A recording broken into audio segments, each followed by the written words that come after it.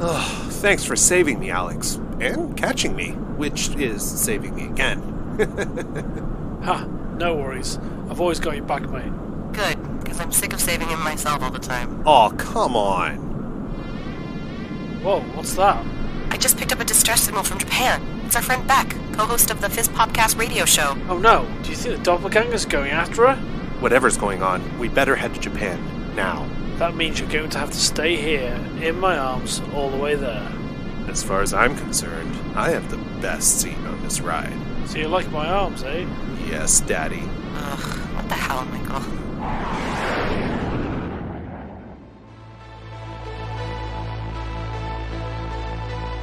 Welcome to episode 12 of the Hellbound Podcast. We are going to highlight a film that I'm really looking forward to. I know Michael is as well. Can you guess what horror film from 2022 I'm really excited about? Well, first of all, yes, my name is Michael Chan, actor. And since he hasn't said his own name yet, the person you have been listening to was Alex Blackburn. That's me. I'm newly shaved. I've got really puffy cheeks at the moment, and that's because I've had a shave and it was a bit too burnt. I It was quite painful. mean, I'm sad that your big bushy beard is gone because it was so sexy. But now that I'm seeing this version of your beard, it's also equally sexy. So I'm perfectly happy with it. Yeah, it was a bit of a homeless chic. That's what I was going for. Originally. Oh my so god! Yeah, my thanks for introducing the episode properly. Are we talking about Scream? We're talking about Scream. All right, let's do this. I'm really looking forward to it, and what's really got me excited, and I know we talked about this before about other reviews, we just ignore that now. If it looks like a good film, you go and see it. I've loved Scream since it first came out. I worked at a cinema when the third one came out, and my colleagues and myself used to dress up as Ghostface, climb over the cinema seats and scare the bejesus out of people with plastic knives, because the cinema I worked at had merch. So we used that merch to kind of just build this kind of almost like matinee John Goodman approach to cinema, and people loved it. People absolutely loved it. And I love Scream. I've loved Wes Craven for years. Apparently, from all the reviews that are kind of appearing slowly online, because the embargo's been lifted early, it's fantastic. And now, obviously, we have our own opinions, and I'm really looking forward to watching that. And I'm going to watch that in a few days' time when it comes out here. But yeah, Scream or Scream 2022, I'm super excited about. Are you kind of looking forward to it as well? I love Scream. Like, I absolutely love the Scream franchise. A huge fan. When we were doing the Hellbound Festival and I was trying to encourage people to submit their cosplays for the cosplay showcase, I actually dressed up as Ghostface for that because of how much I love Scream. I also I have a film that I wrote, a short film called Canadian Slasher. I won't say too much about it, but like, I'm always inspired by slashers, and Scream especially. And yeah, like the bad guy in that film has a mask, and it's white-ish. It's not the Scream mask, obviously. Yeah, I just love it. Mind you, okay, so like my order of favorites is like Scream 1, Scream 4, and then 2 and 3 so far. Yeah, I would go Scream 1, 2, 4, then 3, because 3 really isn't great. Four's okay, yeah, but I really liked Thor. I was going to say Thor. Anyways, I don't know what that's a Hemsworth dream, isn't it? You've had a Hemsworth. Yeah. No, I just all of a sudden had Hemsworth pop into my head, and I just couldn't help it, and just thinking about his hammer, his nice electric hammer. Anyways, Chris Hemsworth. I liked Scream 4. You just totally sidetracked me because he's so gorgeous and I can't get him out of my head. But anyways, Scream 4 was phenomenal for me because it had been so long since there was a Scream movie, and I honestly didn't see it coming. And for something that is a sequel and is so long in the future, I guess, of the franchise, it did a really good job. Like, you know how like Halloween came back and then came back again? Like, neither of those Halloweens are anything compared to Scream 4 when it comes to being a sequel. I almost feel like now everyone's like, oh, Scream 4 did so well. Let's see if we can do that with everything else. Yeah. And no, you can't. None of you can compare to that. There's a latest episode, the last trailer for Scream. I sometimes try and ignore trailers, but you can't get away from them. So kind of embraced it this time because what can you really get from a trailer? I haven't seen it. I purposely avoided it. There's a couple of things in it that have made me go, oh wow, okay, that's a great idea. That's really interesting. Apparently the gore level is really high, or the kind of the kind of death, creative deaths are quite interesting. It's like, oh, okay.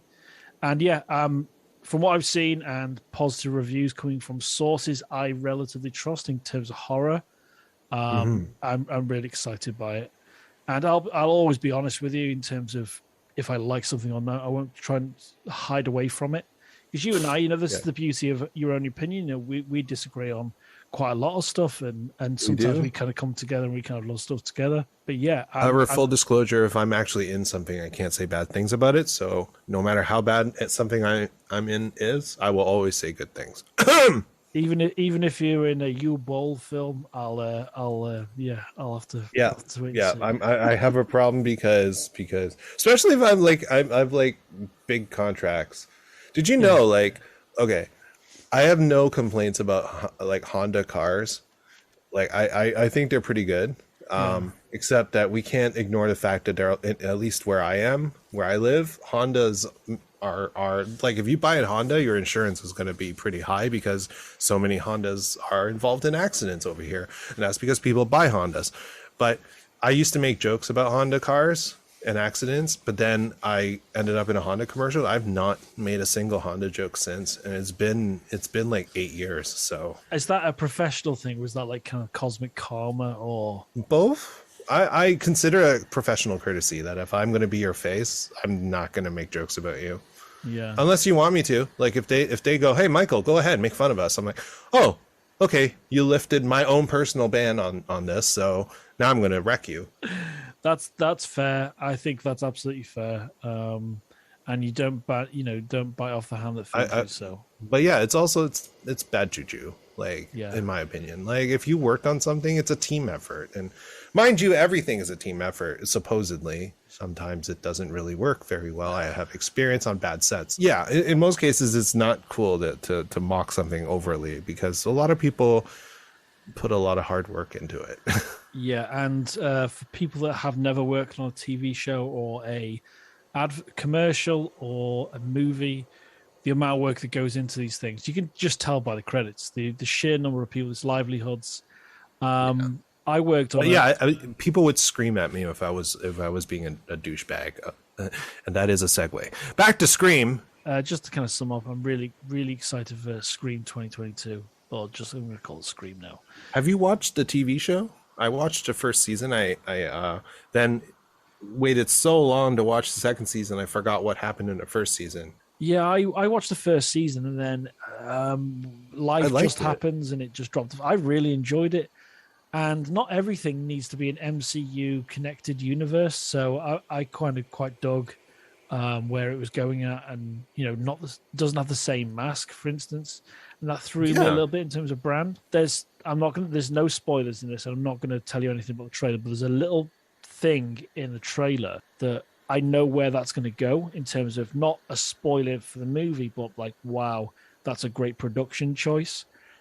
So yeah, I think I'm really, really excited. I'm going to say, I'm probably going to ruin this myself. I'm going to say that it's going to be at least my second favorite Scream. That's what I predict. I'll be completely honest. If I come back on the next episode and it's a load of rubbish, I'll be completely honest on the next episode. But yeah, super excited for that. I'm stoked, and it's a really interesting choice of when to release it. Obviously, you would have been up against it with Halloween in terms of box office in October, but I think it's a smart choice. It's really nice to see it in the cinemas. I know that's not ideal for where you're at the moment. Oh, that's not happening. That is not happening. They're closed.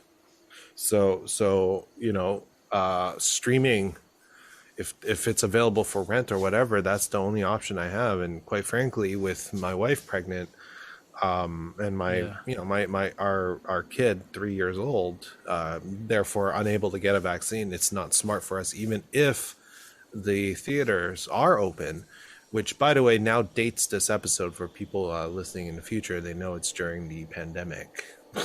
Yeah, it's probably still happening in the next year or so. Year. I'm thinking like aliens are going to be listening to this in about 100 years time, and we're an archival. This is archived audio. This is going to be on Shutterstock or something like that. Oh my god! What? You think Shutterstock? It's going to be like Zuckerberg stock or something. Oh, he's still going to be alive. I've got something you mentioned about Mark Zuckerberg, and this will probably get flagged by Facebook, but I've got to mention it. The meme you linked or posted that has Data as Zuckerberg's father is genius. It's genius. And if you've not seen that, on Facebook. If you've not seen the Mark Zuckerberg Data meme, you have to see it because Data is Zuckerberg's father. It's as simple as that. Yeah, and it's an amazing meme about Zuckerberg arranging a raid of Area 51 to break out his dad. It's just, it's so good. That meme was perfect. Just moving on swiftly. I've mentioned this movie before, but I'd love to kind of pick your brain on my favorite film of 2021, which was Blood Red Sky from Netflix. Yes. When did you watch it? Did you watch it with last week? I think my brain time has been a mess the last couple of weeks, so I think I saw it last week with Jess, and it was at your recommendation. And oh my goodness, what a film! I was blown away. I was just I don't know like if I want to spoil anything. Well, maybe talk about the themes like this. It's hard because I don't want to give away what I don't even think they tell you what it is in the description. No, it's something happens on a plane, and it's horror based. But a lot of times I find like not all plane movies are done really well, but this one was done extremely well. And from a horror perspective, it was perfect because of how confined everything had to be. And there's this sense of like claustrophobia as things, escalate and ramp up. And like, where do people go? Like, how do you deal with something like this on a freaking plane when it's so high up? And honestly, like if things go like really bad, the whole plane could crash, right?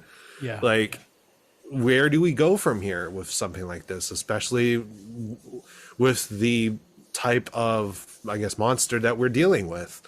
So, and also like just the way, the type of story that they wrote for this type of being, like there's so much mythology already surrounding this type of thing. Again, I'm not going to tell you what it is, but like there's so much already written, so much on film, so much in comics, and I felt like this was pretty fresh for what it was. Yeah, the strong sense of the theme of motherhood features quite heavily in it. Yep, the motherhood was pretty good. Although, yeah. While you're checking, I also want to say that the way they handled the mythology of the thing that they were dealing with on the plane actually in some ways mixed that with, I'm just going to say, zombies. Yeah. And I thought that was an interesting mix to have. Absolutely. And a better horror from Netflix, which is really nice to see. And hopefully as they progress in terms of making the content, and they've been doing it for a good number of years now, the quality control can step up a little bit. The other show is actually a drama. I think it's currently in 2 seasons. I'm not sure which country it's originally from. I think it's French. It's called Into the Night. I've heard of it. Haven't watched it. I'm almost through the first season. I am in love with this show. I'm seriously in love with this show, and it's given me those. Not because it's similar, but it gives me those tingles that when I watched the OA, which was sadly cancelled after 2 seasons, that I'm really connecting with it. So I really hope it's not cancelled after 2 seasons. So unless it makes sense. You know, if a show has 2 seasons in it and it can't go really any further and they round it off nicely, then I'll accept that. But if there's planned further content, then I'm all in. I'm literally all in for this show. So that's Into the Night on Netflix as well. And that's set on a plane. That's a show set on a plane. But I'd like to see a film or a show where the plane, there's no threat to the plane itself. You know how like there's always like the door opens or the side of the plane opens up, or it's like a disaster movie or a disaster show. I'd like to see a film or a show where there's no kind of real threat on the plane itself. I know that's a big thing that, you know, can threaten everyone on it, and it's dramatic, but I'd like to see something that doesn't have. Well, if you go the route of Chuck Tingle, have you heard of him? Chuck Tingle. This is going to get really adult. Chuck Tingle writes erotica on Amazon. He sells them. He pumps them out. Like there's like 1 book a week almost. And emphasis he's very on just go on your Google and search for Chuck Tingle. Oh. But all of it is very topical. It's like current affairs and he makes fun of it. And he it started off as like gay male erotica. So every issue, like every novel is like pounded in the butt by. Oh right? My God. Oh my God. Chuck's Dinosaur Tinglers. Yep, there you go. He even has a podcast where like celebrities read his erotica. It's so with Chuck Tingle, and the reason why I bring him up is that actually not pounded by anything while I practice responsible social distancing. That's one of his titles. Gay T-Rex law firm executive boner. Living inside my own butt for 8 years, starting a business and turning a profit through common sense, reinvestment, and strategic targeted marketing. Oh my God. There it is. Where plane butt party. So why I bring up Chuck Tingle is because my brain went to Chuck Tingle because it's always in the gutter. But if you want the plane not to be harmed, then let the plane be the monster. So this is essentially a Tingler because now it's like people inside the beasts. It's so erotic. Oh my God. I love how he's got a book called Buttergeddon.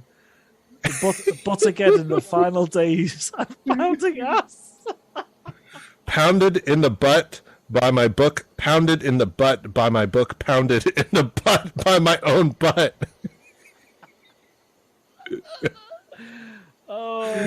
Pounded in the butt by the handsome physical manifestation of Trump's Twitter ban that should have come sooner, but fine, now that it's here, high five. Oh my God. He's covered. Anyway, again, I was reminded of Chuck Tingle because I was saying if you want the plane not to be threatened, really, have the plane be a being and see where that goes. Although, if they have to fight the plane from the inside, would that mean that the plane is threatened? Or is the plane possessed and they actually have to defeat the possession of the plane to return the plane back to normal? You're going to write something? Yeah. Are we going to write a short film? Oh, no. How are we going to produce this? It's not going to be inspired by Dr. Chuck Tingle. Can we please, at the end of the credits, thank you, and the thank is like Chuck Tingle for the idea of being inside a plane? Just for anyone listening, and I hope you're all really enjoying the intros for this show. And I kind of engineer, and Michael comes up with scripts, and we kind of have this back and forth on this. And we were just talking before recording this episode that sometimes it can be quite complicated to put the audio together. So if you're listening to this and you enjoy listening on your iPhone and you just kind of leave it on the kitchen table or on the sink next to the toilet when you're taking a dump, that's all great. But the best way to experience it is with headphones or earbuds, just for the intros, because there's a lot of kind of complex audio work.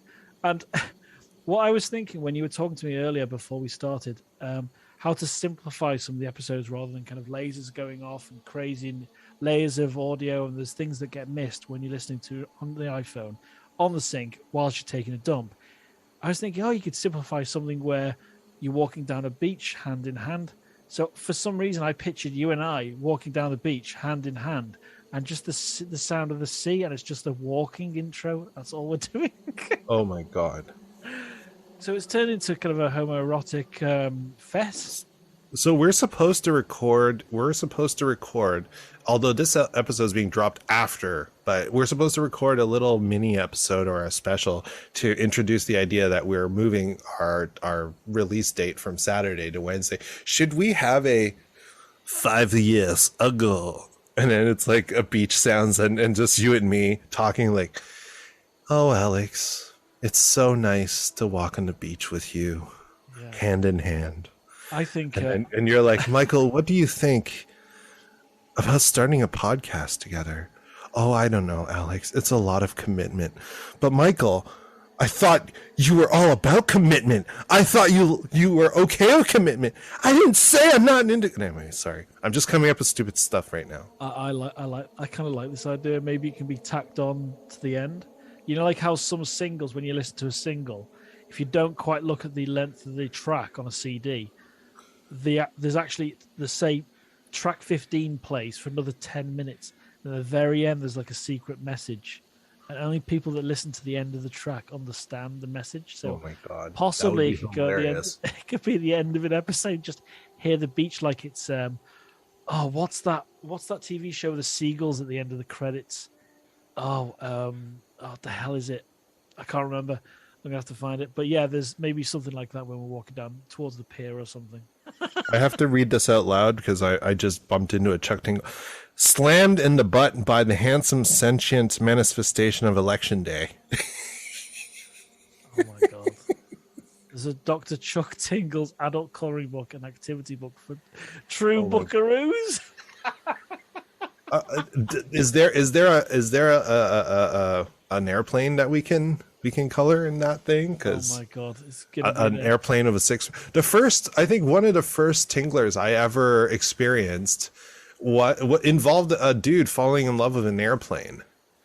Oh my God! Like a bad boy, he falls in love with his airplane that has a 6-pack. At some point, the airplane like gets smaller so that they can have sex. Why do our episodes always devolve into this stuff? It's not even horror anymore. Yeah. Anyway, this maybe it is a form of horror. Someone listening, but we're like totally just wrecking someone's day right now.